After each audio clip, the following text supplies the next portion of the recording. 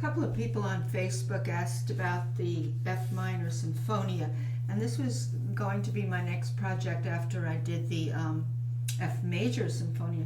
This one, the three-voice invention by Bach, is more complicated than the F major Sinfonia.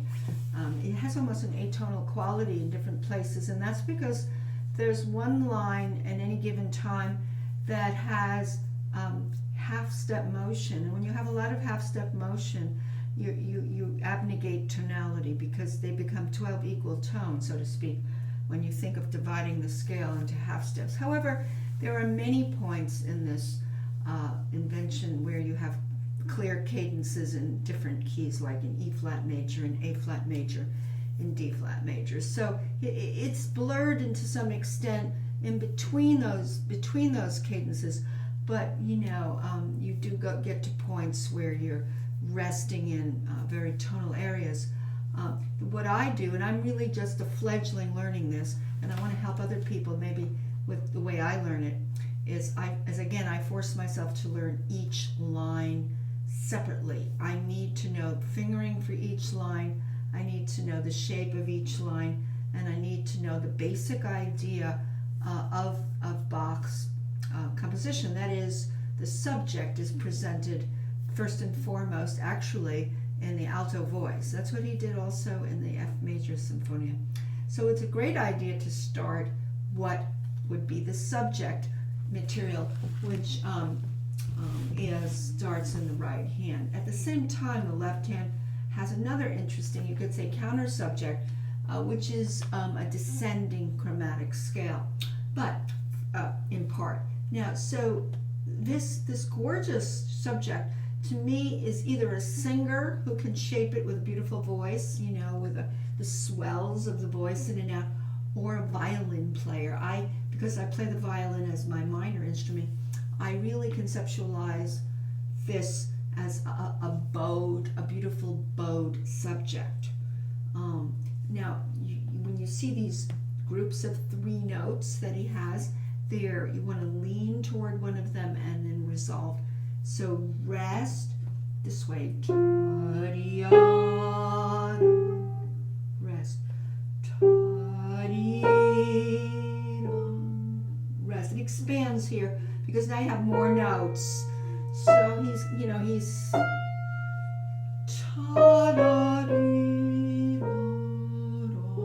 continue that alto voice because we want to study one voice at a time. Now this is half steps, which actually have already been introduced in the bass, but we haven't done the bass yet. You hear those half steps. And then notice he divides a voice between the hands. That is the alto. So you have to be aware of that.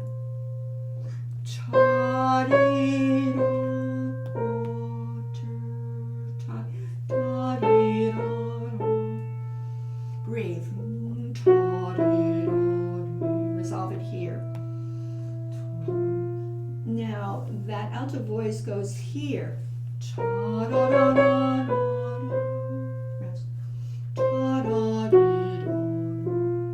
Rest. Rest.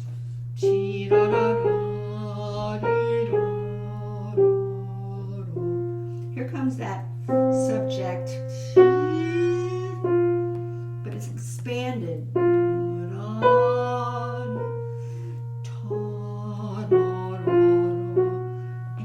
Steps. So this is how I do it. This is an idea of how I'm going to learn a complete alto line going all the way through from beginning to end, and really noticing where the alto voice divides between the hands. That's what's so tricky about it, because your eyeballs have to follow the stems. In the bass line, you have that introducing the half step, so characteristic of this, so gorgeous. You want to use that wrist motion, where you breathe.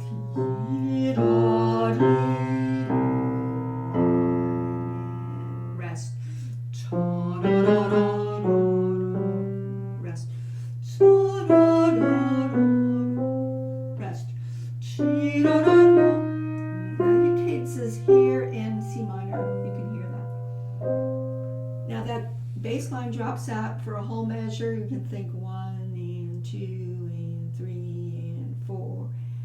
rest, and 2 and 3 and 4 and rest.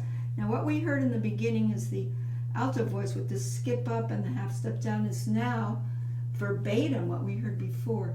In the bass. You gotta shape it. Expand.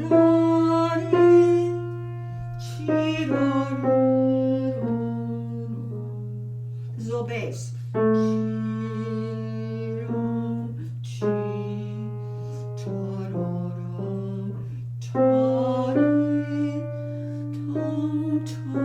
can hear what we're doing in the bass. This is still bass. I'm using that half step business. Now he's cadencing in A flat major. And rest. We heard that before in the other voice, in the alto. Rest. He's cadencing in, here's a cadence in E flat major. You want to know the key, the keys you're in. Now here comes that subject. It doesn't have to be the exact key. It can be somewhere else. I mean, the beauty of it is changing keys. Tolinus, mordido. Now this is kind of a drop down, but sequence.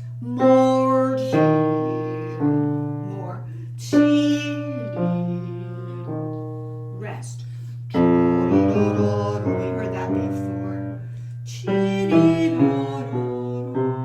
Rest. Going to C minor. We can hear. You can see above that C minor. Now we bring out this.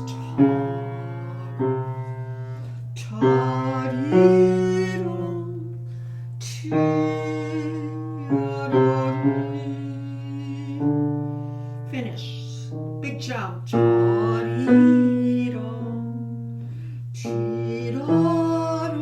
So that's how you do it.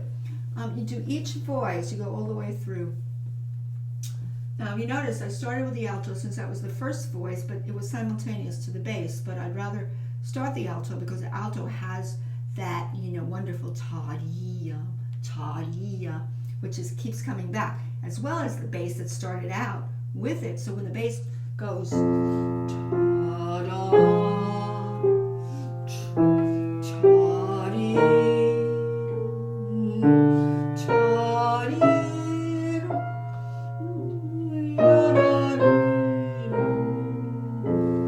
when you do put those two voices together, you certainly have navigated alone each voice so that you're not going to attach one to the other, but you're going to follow.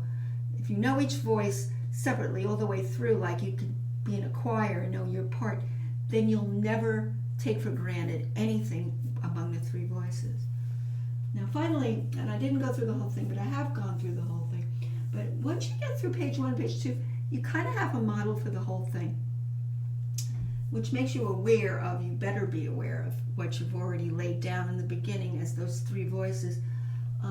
When the right hand comes in, it starts here, and the fingering is very important, and I always remind myself that when I'm practicing, I don't want to keep changing fingering just because I'm singularizing voices. Now the right hand comes in with the motif of right here.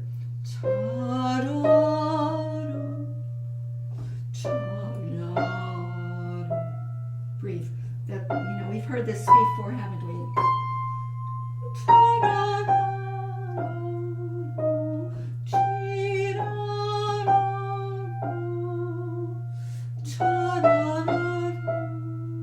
Rest.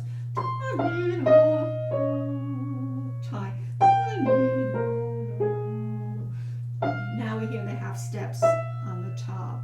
It's the fingering.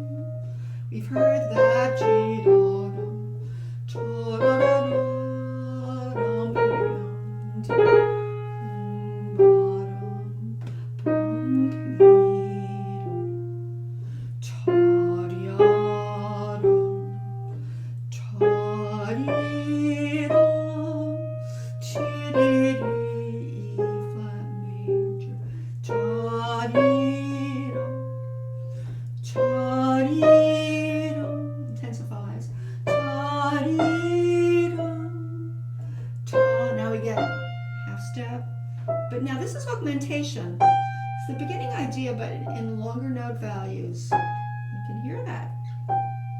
We need to know that, where it comes from. Now we're back to the half steps. Now this is tricky, very tricky, because now you see a major convergence of alto and soprano, so you really better follow those stems up. So over here he has this, and then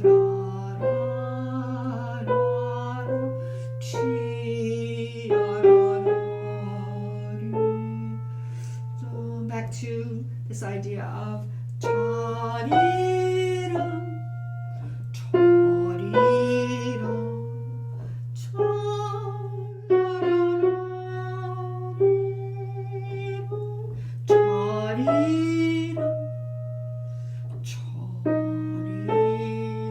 it's very tricky because the alto and the soprano lines are very close together, and these stems can drive you crazy. So you need to do that. Only until I've gone through every line, and even subdividing the line between the hands, will I dare to put it together. Now I'll just do the first page here.